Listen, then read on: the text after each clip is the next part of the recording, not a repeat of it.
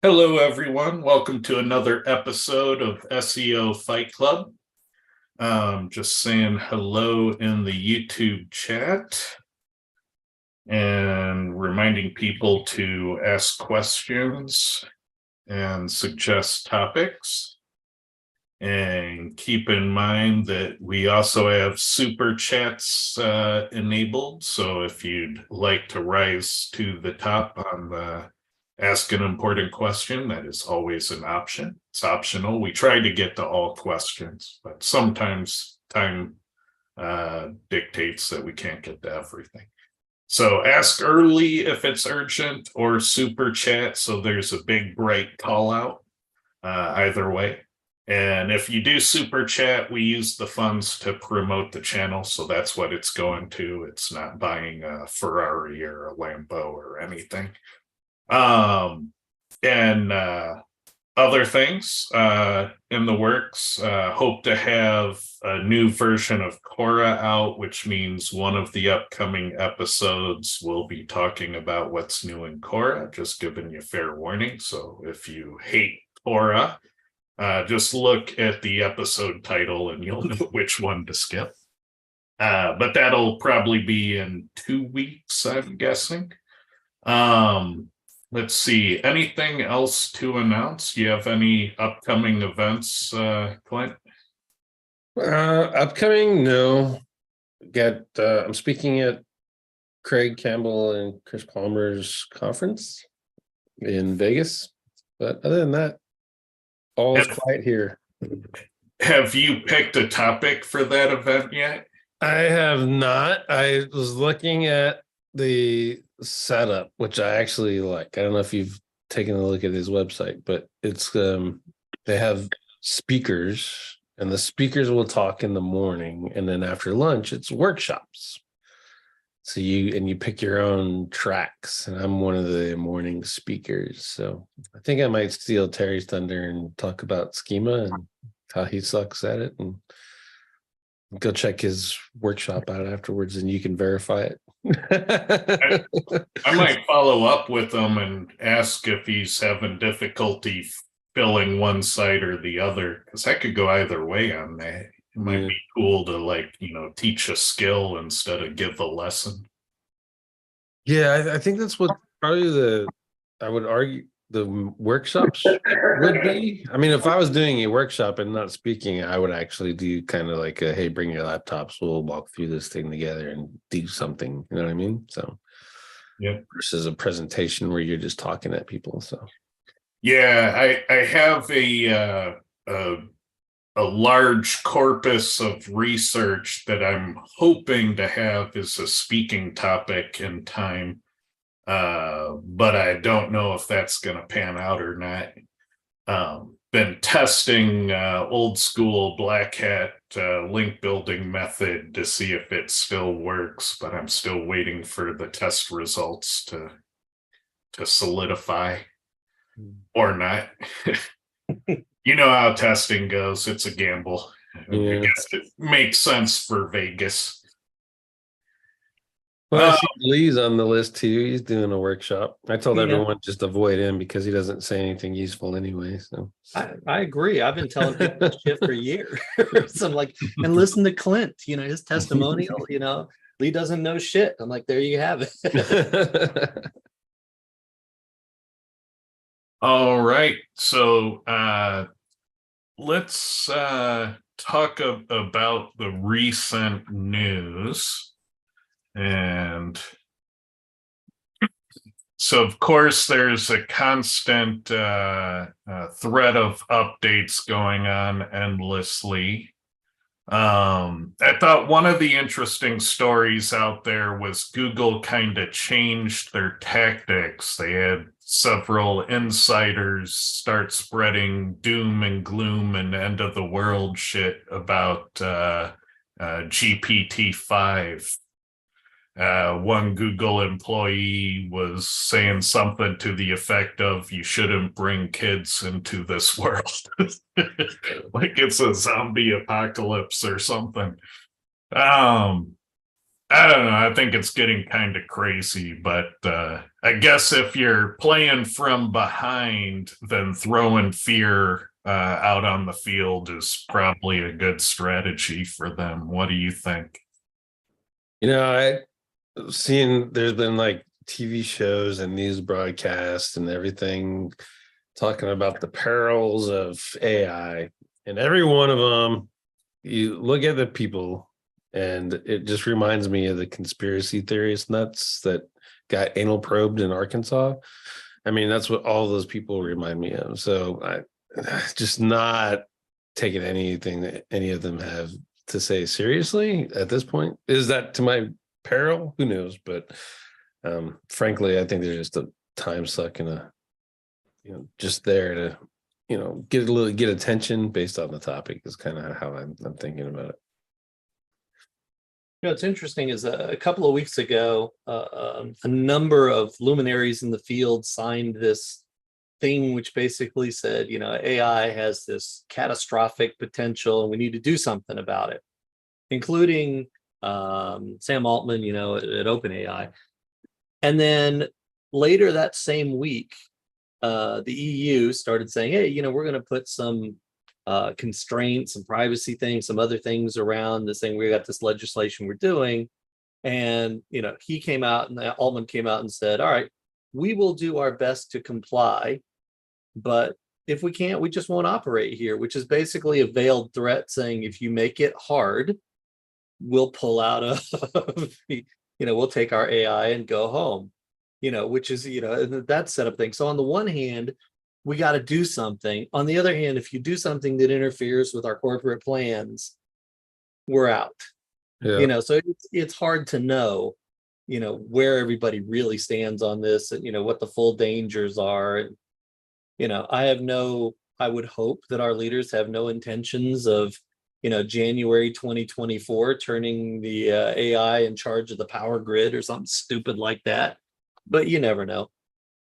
I mean, I can look at it from multiple perspectives. It can be turned into a weapon, but anything can be a weapon. A hammer can be used for building something, or a hammer can be used to take your head off, right? So that's kind of how I'm foreseeing the threats. There's always going to be assholes, but hopefully there'll always be heroes enough to understand what's going on and how to prevent the assholes from winning. So, right. Yeah, I assume that a lot of the fear mongering is around terror, self-driving suicide cars and murder drones and all of those type of sci-fi themes. We already have murder drones. Iranians sell them.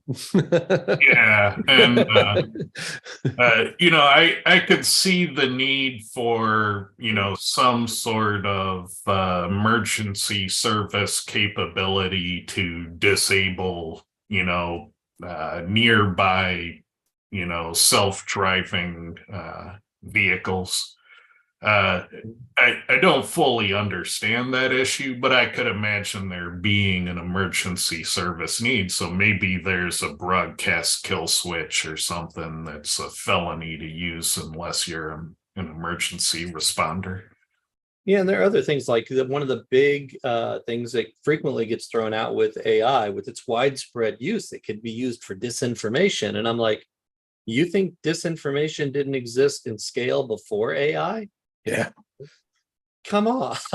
You write an article, you do a spin rewriter, you blast it out to 10 million sites, you have Google crawl it, it's a thing. It's like, we don't need AI for that. I guess that the book Trust Me, I'm Lying, you don't have to do that. You just find one or two really good targets and they'll figure out how to spread it for you. So I guess the other thought is that the other fear is that Russia could switch from their Google App Engine attempt to break into WordPress installs to an AI-driven worm that says, keep apprised of WordPress vulnerabilities, learn how to exploit them and use them to attack WordPress, and then be more cutting edge on the 0-day exploits on worms that get better with time. It works out for me because the SAP network will get especially better. Yeah, but even something like that, I view as the end of WordPress, not the end of the world. If the number one most hacked platform on the planet is forced to change or go under, I mean, so be it. I mean, they're number one for a reason, and they could have been fixing that for a while now. What do you think, JP? I think that the only thing AI is doing is allowing more hacks and more vulnerabilities to happen at mass scale. It just means people like me have to use AI to counter it, really. I mean, it doesn't mean, everyone's worried about, well, now there's going to be this or that. I mean, there's always going to be someone out there, like Clint said, who's going to ruin it for everyone. So it's just a matter of being able to use it on my end to our favor, because now we can build tools a lot faster to counter it. So it's kind of take for take, really. Yeah, it's an arms race. I mean, the whole thing about like AI and cyber warfare and Russia, blah, blah, blah. I'm like, you know what? At the end of the day, like Russia already has access to our industrial system. So if they wanted to shut us off, they could. So Yeah. Oh, there you go.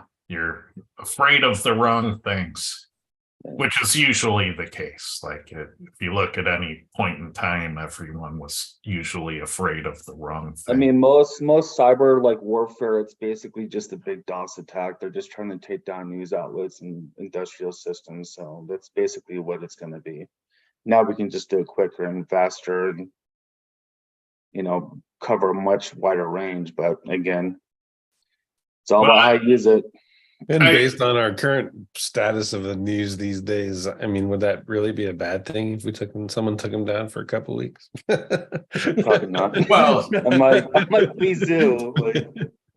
I mean, that's a hard attack. I think there's a new category of soft attack out there. Learn what you can about toppled elections and then go and deploy a campaign to there was like a big candidate. thing about like people trying to take down like the water systems in Arizona. I'm like, have you drinking water in Arizona? Like, please go ahead, take it down.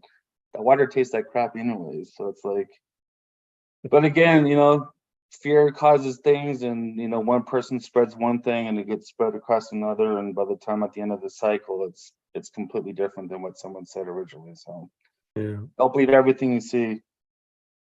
Yeah. All right, let's talk about some SEO, I suppose. Let's see. So Lee, did you learn anything about negative SEO from the Mastermind in Hell?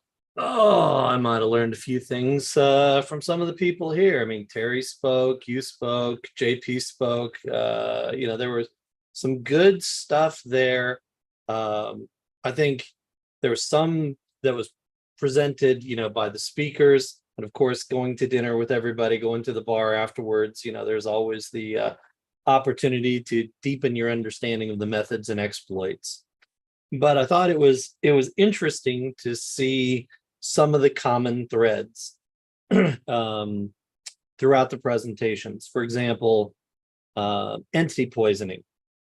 It's basically, if I'm Lee's SEO service and somebody, comes after me and turns me into Lee's hair salon, my entity has been poisoned. And there were multiple ways of accomplishing that, including self-inflicted ways, which is always fun to see. So, there's multiple methods to get this stuff done. And pretty much, like we were talking earlier about the AI, almost every SEO tactic that we have can be turned to be used for negative purposes. So you can use on page, you can use images, you can use backlinks, to boost your site or to take stuff down. So, it's just the world that we live in, and it's where knowledge is power. So you can understand what you need to do to bolster your own site and also to protect your sites against others who wish you harm.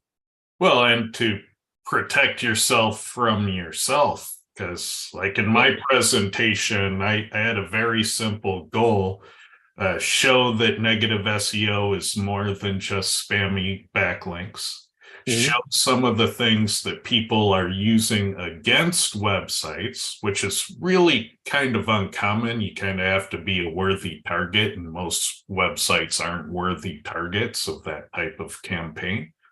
But then there's this much longer list of the negative SEO we inflict upon ourselves. You know, that's the real negative SEO hazard. You know, what's the stuff you're doing to yourself unknowingly? And yeah, that's an even bigger list. Like there's a much longer list because you have privileged access to things that outsiders don't. So there's just a lot more ways you can shoot yourself in the foot. Yeah. The other thing that was fun actually was the event the night before, which was the Arizona Innovative Marketers Association. You know, Ted and Clint and Elizabeth Samuels and JP were on the panel there and being asked questions in front of a room full of Internet marketers. Pearly white hat, not just white hats, but pearly white hat, and just little things that were being shared about, you know, how SERPs can be manipulated or a site could be attacked, or just these little drop things that were shared, and they were looking like they were horrified, like everything had been peeled back and they were seeing the web for, you know, what it is. And it was fairly vanilla from our standpoint, you know, what you guys were sharing, but it was horrific in a lot of ways to the audience. So those of us that were there sitting at the table, we knew you guys. We were watching the audience and having a good time watching their shocked faces going, you mean that you can do this and then send some links to it and a site will get tanked? Like, you know. Yeah. When we pointed out some common things, like you have to tune for the algorithm because content all on its own without any optimization isn't going to perform. That's the kind way of saying it. It's not the way we actually said it. But half the audience got up and walked out on us because they were content writers. And so, Clint, you probably remember the mass exodus before it was over. Well, Clint had one of my favorite lines in there when he shared, if you hired an escort in these years, you know, people were like, what the heck kind of SEO do you do? Yeah, yeah. We offended a number of content writers in the audience, and I didn't mean to offend them. Like, you need to speak well to customers to convert, but we are talking about the portion where you speak well to the algorithm to rank. But that part of the conversation is just so offensive to a certain category of internet marketer that you can't even have the discussion, which is kind of sad. I mean, you put me, you, and Clint up there. We're pretty blunt when we talk, so yeah. And in their defense, I think that was supposed to be an hour, and we were well beyond that. So maybe they got tuckered out. Maybe we didn't offend them; they just got tired. Yeah, but they all went at once. Yeah. Well, I can tell you, Honey was back by that table when they decided to leave. Y'all offended him. Didn't mean to. We were just trying to give honest information to help rank better, but you know, some people just aren't at a place to hear it, and so advantage isn't for everyone. I think that still applies. Yeah, but the next day we had a lot of good stuff that was shared at the Mastermind too. Enjoyed listening to everybody's presentations and the discussions that followed.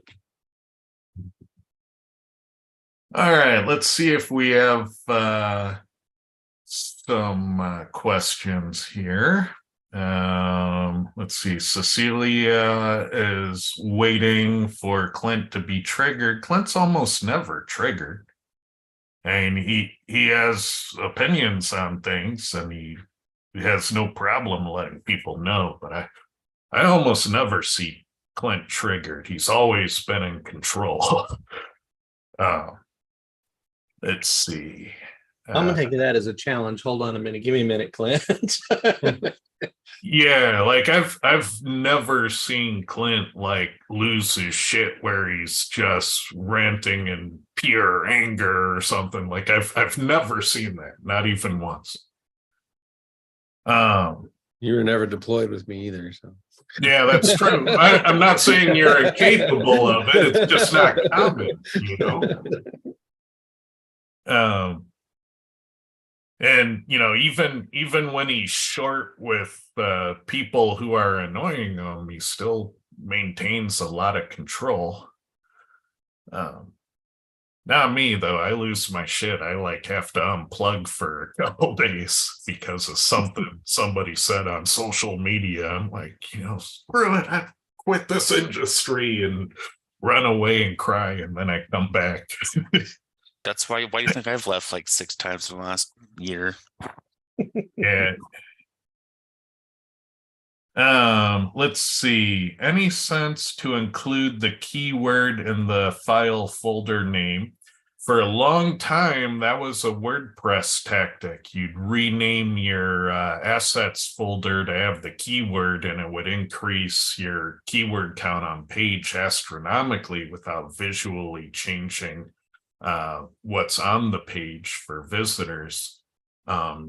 It correlated for a long time, for years and years and years. There's this gestalt combination of factors that would form a super factor. And that was your keyword in title, keyword in headings, keyword in sentences, keyword in URL. You know, those 4 things were kind of a long-standing chart topper, and when you had them all in, it seemed to have a super potent impact. I haven't tested that recently, but tuning the hot zones is still what all SEO software does. So it's still part of the formula today in the tool space. Mhm. What do you think, Clint? File name, folder name, keywords? I mean, it sounds interesting. I haven't tested it, so I couldn't give you any opinions on it. But I would kind of lean right where you're at. If I was looking to insert it into my HTML, it'd be a good way to do it. There is a thing that Jimmy Kelly teaches that I'm testing called the foobar.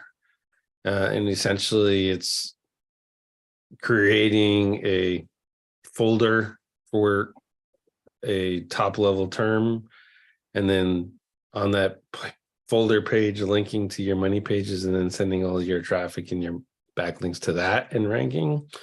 But that's a concept I taught at the first SEO spring training when Terry had that in Phoenix. And so I know that the idea works, but just having the folder name, I don't think we've tested that. Well, here's a piece of evidence that Google has wired it into the ecosystem. There's a special operator for in URL. So there's a segment of index allocated to exactly this case. So they're doing something with the data. What do you think, Lee?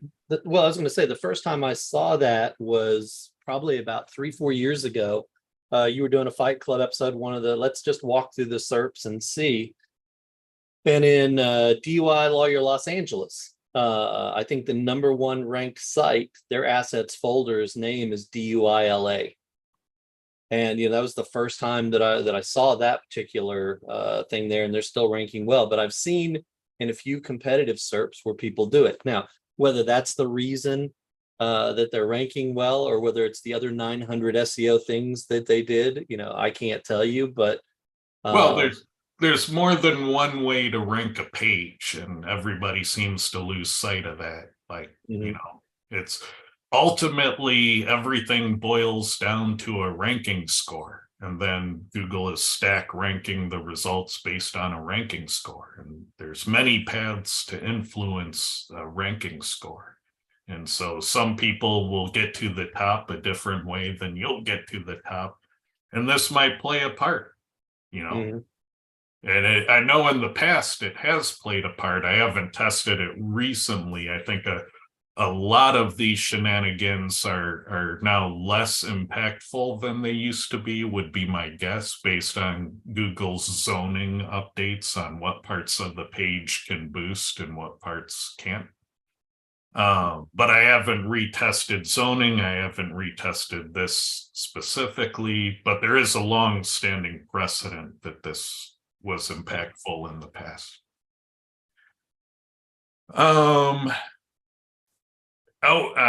Cecilia doesn't want us to forget mentioning SEO This Week, one of the best, if not the best, SEO show on the YouTubes.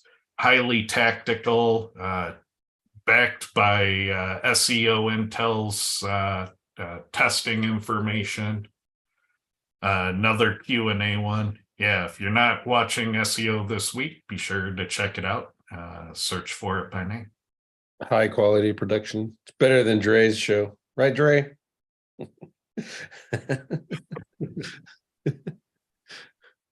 Yeah, he likes the special effects, all the explosions. Yeah, I saw a review that said that that SEO This Week's production was better. It was left by Clint Cutler. Wait, I think you missed a letter in there.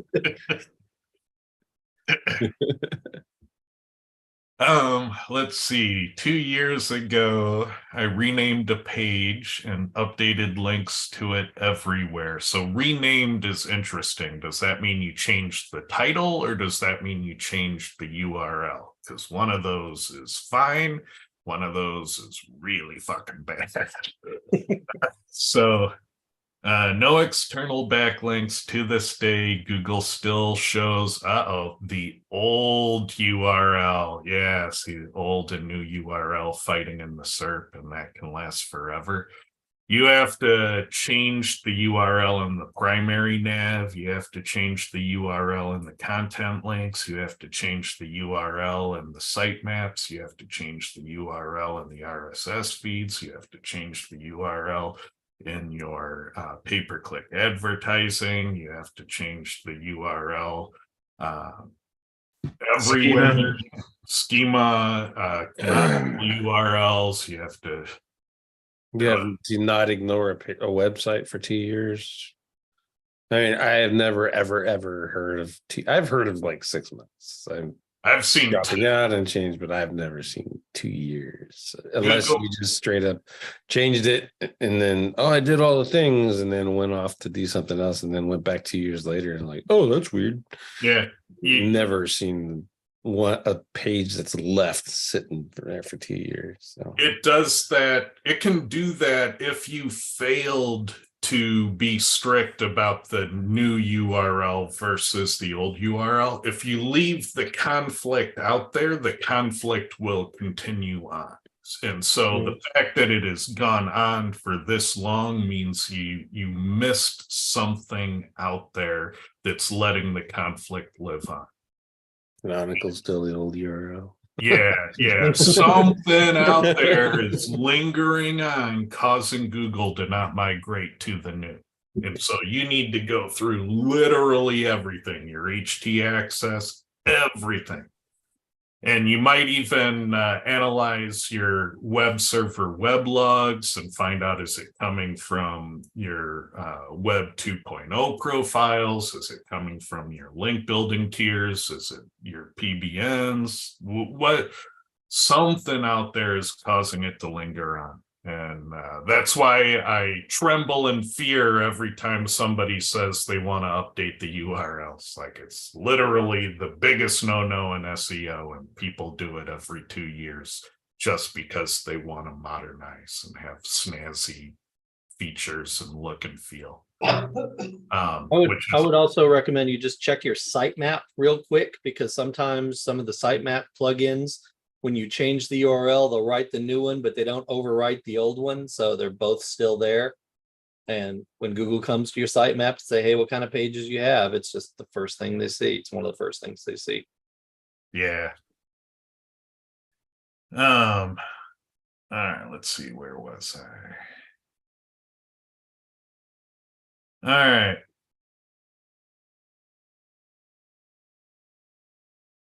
Let's see. How long do you estimate Google to de-index hacked URLs off a subdomain once the subdomain has been deleted? Well, all right, here's the thing. If you just make the pages disappear to Google, Google doesn't know that the problem is clean. So Google's going to think that the 404 not founds were a mistake, and they're going to let everything linger on for a long, long time. I think it takes about 10 months or so to have a 404 naturally like fall out, because Google is trying to protect you from yourself. So better than a 404 would be a 410, but that's more technical. So if doing a 410 is too hard, let the page live, make it a blank page. So Google can come and see that whatever offending thing was on the URL is now gone. It's better as a blank page than a 404, because Google knows how to update a blank page and how to treat it. And so Google will treat a blank page really fast, usually within 24, 48 hours. So, you know, it's, if you made it 404, it'll probably linger on for a long, long time. What do you think, Clint? I just use a Google indexing API and submit all those as remove. And that seems to work. Let's see, low-level link building. Would you do this straight to a money site or always to a tier 2? It depends on the tactic. Like some of the low-level link building stuff is totally fine to do to a money site. Some of it is spammy as shit. You want to be more careful. Guest books, for example. I would probably do guest books to a tier 2 and not to a money site if that is going to be predominantly what I'm building out for a long time. So it really depends. The other thing to keep in mind about low-level link building is you outgrow it. There comes a scale where it just makes no sense to do anymore. And that's usually the effective PR5, PR6 area, where the amount you need to get after that is so big, it just doesn't make any sense. And then at PR7, it's physically impossible. You have to go viral at a certain point. So all this notion of manual link building, you should eventually outgrow it. Like, it should make no sense. And that's why enterprise SEOs and like Signals Lab and stuff say link building is stupid. It's because they've outgrown it. Getting 50,000 more backlinks to them doesn't move the needle if you have 22 million. So it's like, why bother? It becomes more about how do you spend the authority you have and less about how do you collect the authority. But at the bottom of the PageRank letter, we know that link building makes phones ring. So it's like really important for small businesses, new businesses to be treated like a medium-sized business. So how do you get a good, fast start? Well, it's link building. Makes all the sense. So yeah, you know, you have to think about what you're doing, test the links you acquire. You should always have a test site up for testing new sources of backlinks and see how Google responds, and use a little bit of common sense on the stuff that even you find shady. Then you know your answer.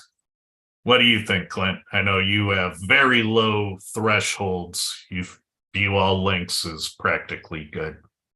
I mean, at the end of the day, they're all, you can naturally get all kinds of links. So I just, figure out what is safe for you.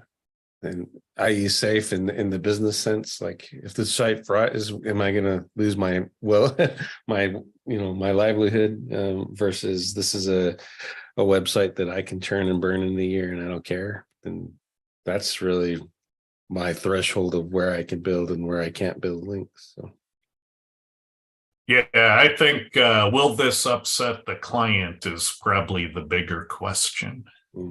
well, I mean, not everyone does client stuff, and in that case, it's when I build links for clients, I tell them 100% exactly what I'm going to do, and I give them the risk versus the reward, and then I make them make that decision.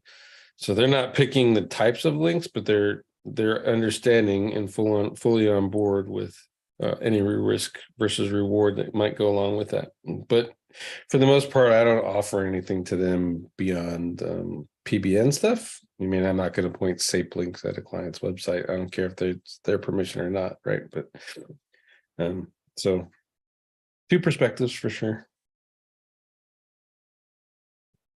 All right, this next question I'm a little confused by, so I'm going to impose an interpretation on it because I'm a little confused by it. Last week, my website's traffic went down 3x. So in my head, 3x is 300%. And how can you lose 300%? So I'm going to translate that into my website's traffic went down a whole lot. When I checked Google Search Console, it started to show multiple and very specific anchor string. So with the pound anchors for exact keywords, and all of them get clicks and impressions. So somebody's using a traffic bot. Yeah, somebody's using a traffic bot. Yeah, it feels like it's a WordPress related thing, and it feels like it's being exploited. The table of contents URLs is what he's showing, and Google indexes those, and Google will send traffic directly to those parameter URLs for search results if it's relevant enough. It's not necessarily a bad thing. But why would traffic go down if that's the case? So the rest of his thing is just not making sense. They're getting traffic and stuff. We have to get to the part where he says he's losing traffic. Yeah, I like the theory of traffic bots hitting it, because that might get filtered by Search Console and GA. Bots is plausible, but not. I don't know. It's hard to know what the hell's going on. First off, he's comparing his positions in Search Console, which is an average for all the keywords that page is ranking, and it's complete and utter shit for rank tracking. So if you're using it, you're a dumbass. Yeah, it's historic. it's sampled. It's not the whole picture, and it's historic. So it's representing a state that might not be true today. It's never true. I can guarantee you it's never true. It can tell you you're ranking number one across the board, and you go do a manual search and you're not. I mean, it's the other way around. Irregardless of where it says you're ranking, it's a complete utter ass lie. You need to have a rank tracker, and you need to make your decisions based off of your rank tracker. Yeah, and so the way to look at Search Console, if this is the activity on your website, at this point in the past, it behaved a certain way for a tiny moment for a tiny sample. And so it's hard to read a lot into that. And so, yeah, it's a data mistake to put a lot of confidence in Search Console data. What do you think about the data mistake of confidence there, Lee? Well, we've been playing a lot with Search Console data, and I am shocked as shit when something actually aligns to reality. So I'm kind of with Clint. You know, we've tried to line up a variety of these things, and I think a lot of times you might be getting, sampled for, like, we've seen keywords that have 1 million searches a month. I rank number 8 for this. I got 250 impressions. I'm like, well, how the hell is that possible? That's like 1 hour's worth of, exposure, a month. And a lot of times you see that where you're just popped in for a second or whatever. So Search Console data treated as sort of a directional, but nowhere near some sort of absolute truth to lean hard on. Yeah, I think it's diagnostic for certain types of problems, but you would be insane to try to pay out commissions based on it. Like you can't audit the books with that data. Yeah. It's lossy.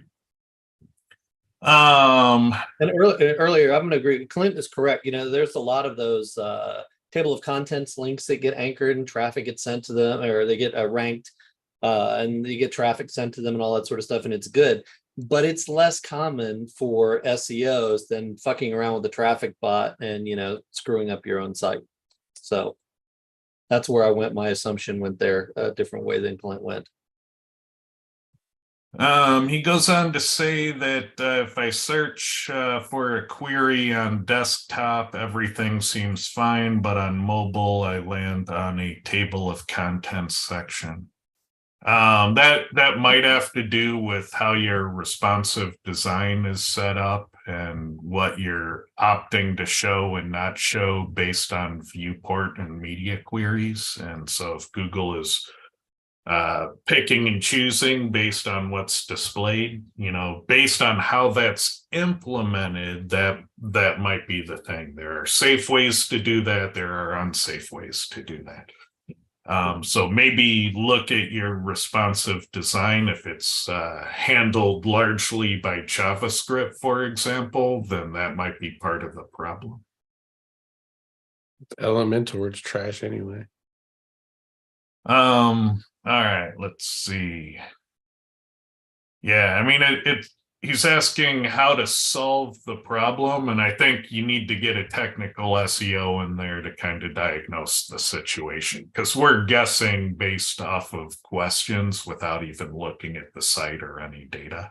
So you need a technical audit to try to find a technical problem. Mm-hmm. And so that's kind of the way to go down this path.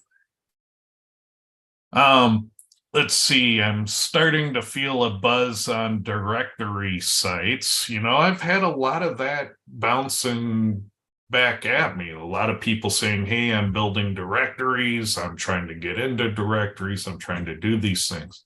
The general feeling I get is that enterprise SEOs are still running from them like they're the plague.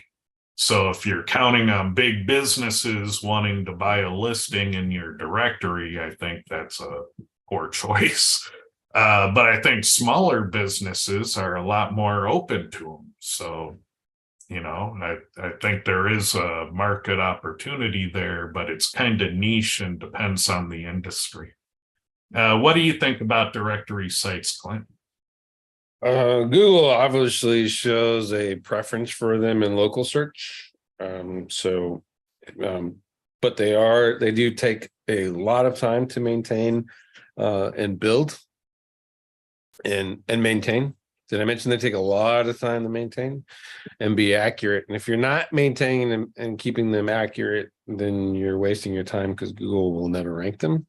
That said, if you have the ability to do that and you can create one and keep it going, you do have a potential to make a lot of money from them. I mean, the Clutch guys in UpCity, those dudes make anywhere from 1,000 to 10,000 for a listing and promoting it and passing on leads through their directories.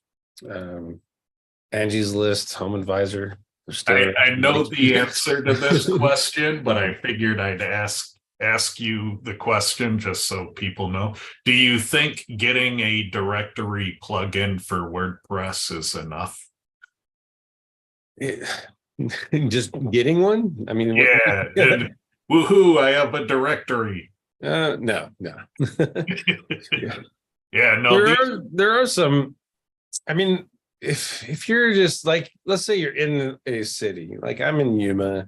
The businesses are pretty small. I can go through and find the businesses that are doing a lot of advertising around the town, and I can pretty much say that they generate traffic. And I can create directory page on my website for them and rank and hijack some of their traffic. So there is a play to do it where you can just, add a directory plugin and go to town. But if you want to actually make a business out of a directory versus I have this directory with 3 million listings. Well, Google is not going to give a shit, neither are users. You need to actually build out a business plan with that directory, and then it'll work. You can monetize it with AdSense. You can monetize it with sponsored listings. You can monetize it by selling the phone calls. There's plenty of opportunities with directories. All right, I'm going to get a little sarcastic with this next one. I mean it in a light-spirited way. Any clues why I'm ranking #1 for a keyword in the 23rd largest market, the 32nd largest market, and the 17th largest market, but I'm number 11 in the world's #1 largest market? Any idea on why that might happen? And so he's asking, why do I rank well in the UK, Australia, and New Zealand, but I'm number 11 in the US? And I just think the competition is steeper. What do you think, Clint? Yeah, it's competition, and they're different algos, right? So the settings on each one of those European and UK and Australia, I mean, it's different SEO you got to do for those different countries. I've done a lot of work for people in Australia, and it's just not the same animal. I can't go in there and do what I do at .coms in Australia and it's going to work great. It's not. And then it's the vice versa for .com. What do you think, Lee? Yeah, that's true. I'm actually still stuck on the last question about directories. I'm wondering if it's time to test Magic Submitter again. I'm setting the Wayback Machine towards the old, auto directory, submission software.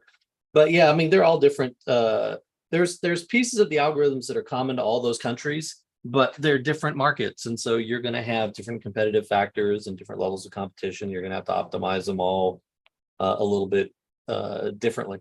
So as much as I'd love to fight with Clint, he's spot on in my book. So Tanya followed up to the URL, old URL conflicting with the new URL topic from before, saying if it was that simple, I wouldn't ask. I really updated all the mentions. And I feel like I've been in the exact problem you're in and felt the exact same way myself and fought the 10-month battle of old versus new when I encountered it in ecom, and there was stuff I missed. I missed, in the descriptions of the products, I didn't know the buyers were putting links, and those links lived on. And until I found out they were doing that, it wasn't even on my palette of possibilities that those links were lingering on in content. You have to go back and look at it with fresh eyes, maybe search for the old URLs in quoted strings and see what pages they come up on in search. There are diagnostic queries you can do to find the spots you missed, hopefully. In the feeds, in the sitemaps, RSS feeds, and your ad campaigns, and your Google Merchant Center product feeds, and your Amazon product feeds. You may have to dig deep to find this problem. The other one, I think you are going to have to dig deep, and it's. Yeah. I mean, if it was that simple, I wouldn't ask. But guess what? If I could read minds and go through the internet and analyze your website without seeing it, I guarantee you I wouldn't be on YouTube. It's so. Well, all we can do is give you suggestions based off of what the question is. And at the end of the day, they're all suggestions and pure educated guesses based off of our previous examples. And Ted has already said it. It's probably something in your HTML that you've missed. Yeah, Terry Samuels has shared a couple of times, I've heard him talk about this, where people will, rip the schema off Solterra and modify it on their own site, but they don't modify all the mentions. So they link back to Solterra from their pages in the schema. It's just I've done that. So he likes it because it's a link building tool for him. But there's no telling where you'll find this stuff. Like, it's just, you got to dig and look in the places, 10, 20, 30, however many times until you find the little stupid place in the sitemap, in the footer, in the image, in the wherever the hell it is. You'll find it and go, damn, why didn't I spot that months ago? It's usually something pretty minor too, like just something you just happen to breeze by. Yeah. All right. Any tips on entity building for individual authors? Always be mindful of Lee Witcher's apple pie example. And the apple pie example is Google's trying to figure out the difference between a page that says apple pie a whole bunch. In this case, I don't want to get you off before you go too far. He's talking about authorship. Yeah. All right. I'll let Clint answer it. I'm misreading. There's a thing called Google Scholar. That's my personal preference. That's one thing that I use. Yeah, you can sign up to be a researcher and then go through Google Scholar, find one of those journals that in your market that they do try to get listed in there. Yeah. And then another tip that Kyle Roof gave is Wikidata. And in Wikidata US is notoriously a pain in the ass to get into, but he's having luck with using the foreign versions of it. So go and submit to the foreign versions, and then hopefully it'll get transferred over, and then you can start boosting your entities that way. And get in the habit of using MLA formats too to help kind of build some of that authorship if you're in those types of industries. Yeah, I totally misread that question. Good save, guys. All right. Suggestions for rank trackers. A few ways to read this. And so first way is for using them in general. And my advice is be skeptical of them because they will fail. They will tell you periodically that all of your sites' rankings have tanked.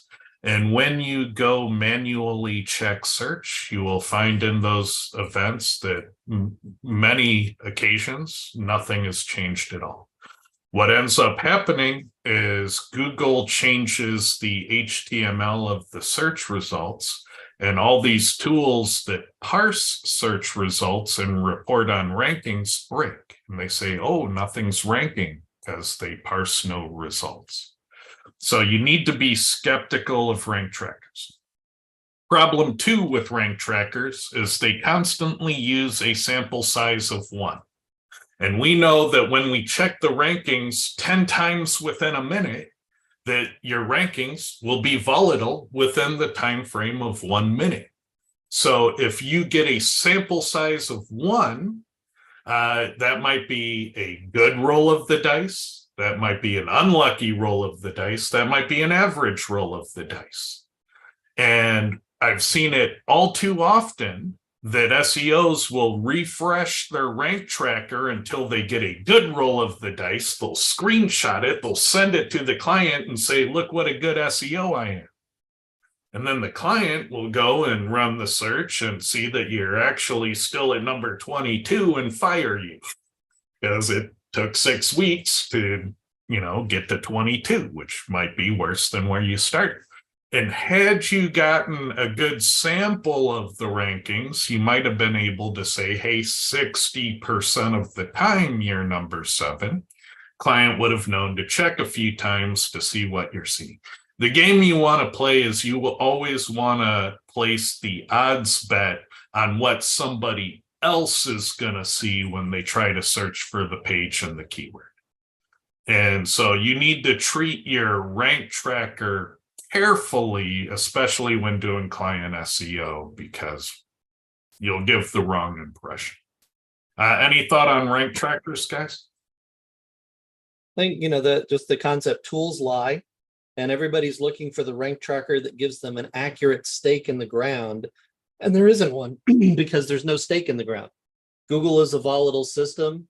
Your rankings are a probability distribution, so there's no stake in the ground. You're trying to look for certainty in a flow, and there just isn't one.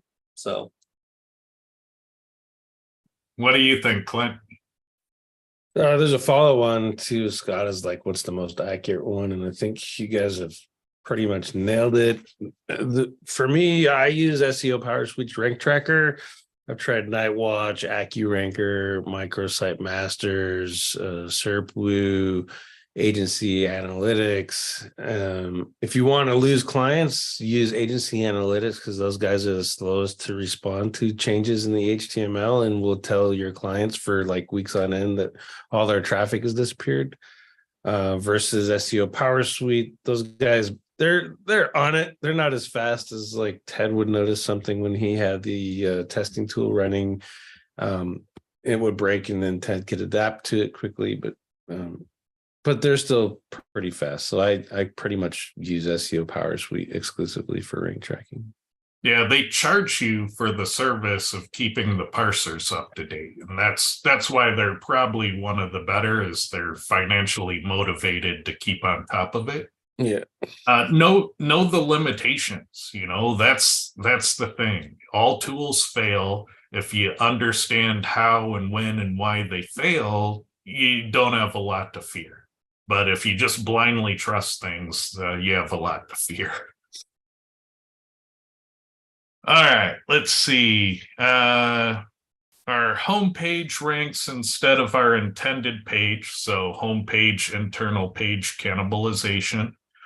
Mostly due to how many links are on the home page. Yeah, so link from the home page to the internal page with exact match context. That is a Clint Butler cannibalization solution. It's brilliant and it's simple and it's minimal, and you should always start there when dealing with cannibalization.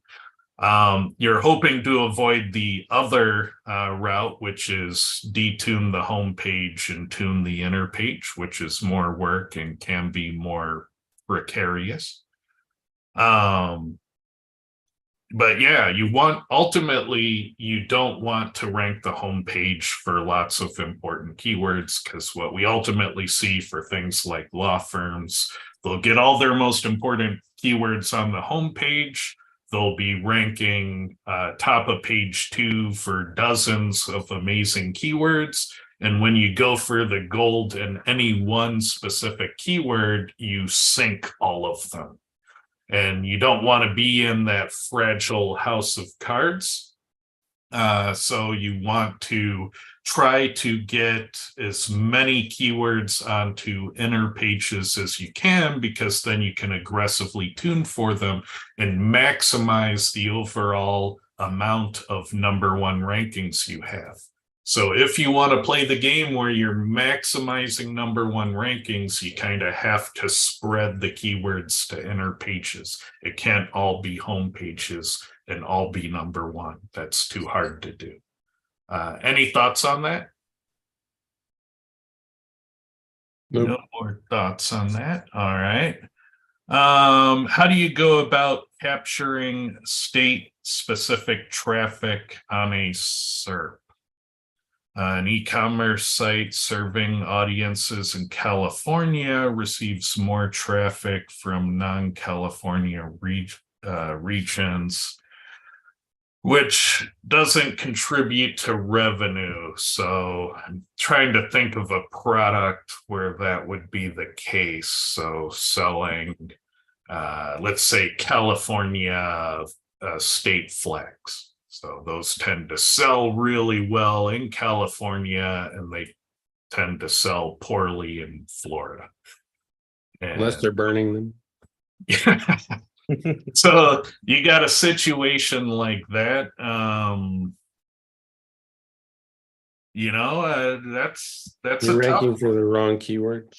Yeah, I would try to figure out why it's ranking so well in Florida and try to fix that.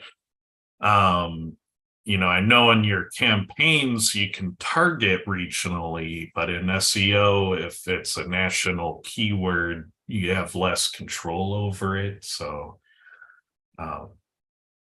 maybe tune better for the region. It's hard to tell. There's a number of issues that could be, but I would say tune more heavily for California and less heavily for state flag.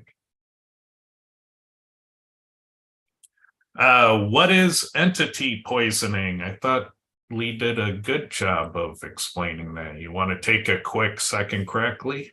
Yeah, it's basically if you have a business like SEO Tool Lab is a software, company, and I turned it into a hair salon because, I do things that make Google associate SEO Tool Lab with, hair salon, entities and things like that. So basically I take him out for his primary, I poison his brand basically by making Google associate his brand with another topic. So his entity is poisoned.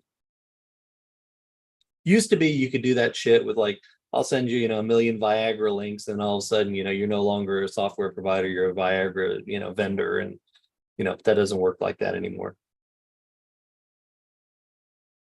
All right. So what's your view on putting exact match links to one page instead of variations? Well, technically, the exact match is always one of the variations.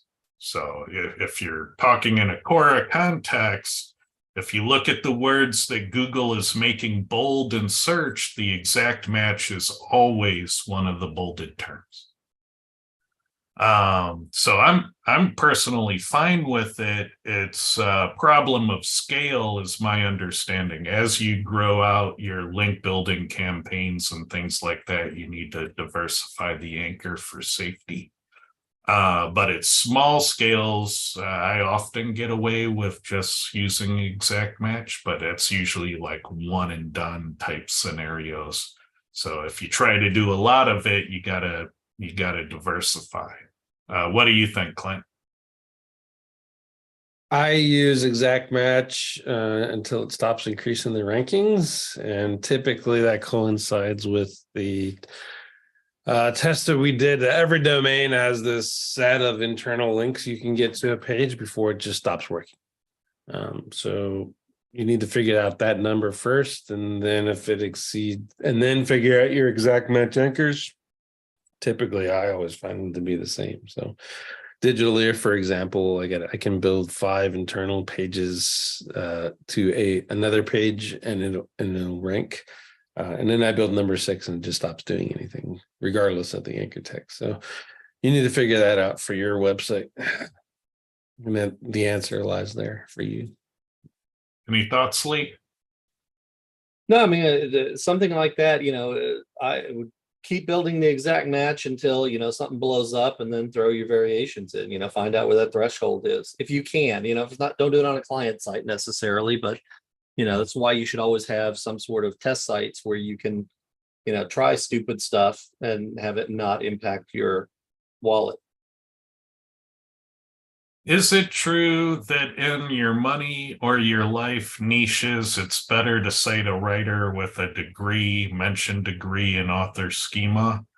I would suspect that would be the case, that there are trust signals. Like we've seen trust signals like privacy policy and terms page have ranking impacts. We know that in the early days of Google, lots of phone numbers on a page was a ranking factor. That was an early Google exploit, was bombing lots of phone numbers on a page, and that was a trust signal.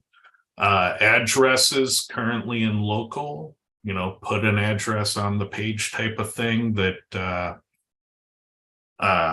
Michael Merlino has been talking about publicly a lot. Like that's a Merlino trust signal discovery.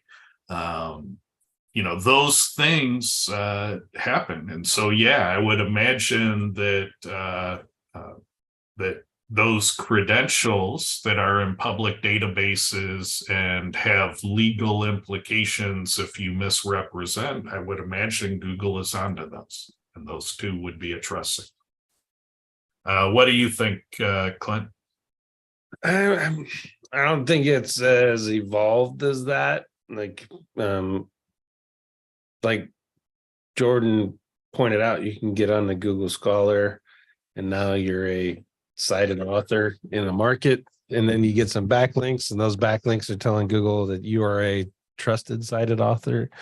But at the end of the day, Google's not going to be looking through all that. And think of the money and resources it would take to research every writer and see if that person is legit. So Well, from an I think- algorithmic perspective, it's looking at, in my opinion, you have an about page. Does the website in some way say who's providing and creating this content? And I'm in your money, your life niches, and we don't cite authors. There's agencies that are getting paid $30,000 a month, and they're like, we're getting this doctor, and he's going to sign off, and he's going to review your content. And I'm beating their ass with content that doesn't cite an author. But the website does have, contact us, about us, meet the team, that kind of stuff that the algorithm can actually look at. Because we're dealing with math, not people, and math, and Google's not going to have math research Lee Witcher and the 30,000 articles that he's written all over the place to make sure he wrote only about SEO and he's a subject matter expert of SEO. It's going to look at some backlinks, maybe some associations, maybe, but at the end of the day, does this website have about us? Contact us. Does it meet the qualifications for EAT? And then people looking to this. Are people linking to this page? If the answer is yes to all of those, that you have EAT, and you can be a fake doctor, a real doctor, or whatever you want, or a witch doctor. It doesn't matter. Google's math thinks you're a doctor. And Clint just gave you a really good explanation of there's more than one way to rank a page. Mhm. And I like that answer. What do you think about the impact of generative results on top of the funnel medical content? It's too early. We don't know. Yeah, the content, the generative result. I have the beta access, and that shit, that's trash. Yeah. Yeah, it might as well just be another fancy rich snippet. That's all that is. Yeah, I think putting generative AI in search is a misreading of the room. I think putting search in generative AI is where all the cool shit is. So I still think the search execs are misreading the room on it. All they're doing is plagiarizing and then rewriting it. And then for the most part in the medical field, all their rewrites are wrong anyway. So Mhm. Let's see. Someone's saying, is it just me or does someone keep talking off screen? I don't hear it. I'm pretty good not hearing about muting people. It's probably talking about me because I don't have my face up. Oh, because you don't. Yeah, that's Jordan Pierce. He's famous for security as of late, and historically for being one of the top local SEOs teaching local shit. And interestingly, he has no face. So Yeah, he's stealthing his identity. We don't even know that Jordan is his name. I'm Well, he quits actually the internet so redirecting often. my stuff. Well, I do. I do rage quit quite a bit, so it makes sense. JP, as a large language model, do you have any opinions? Sorry, I cannot communicate that. All right, guys. Thanks again for joining us for another episode. We will see you next week. So good luck in the rankings and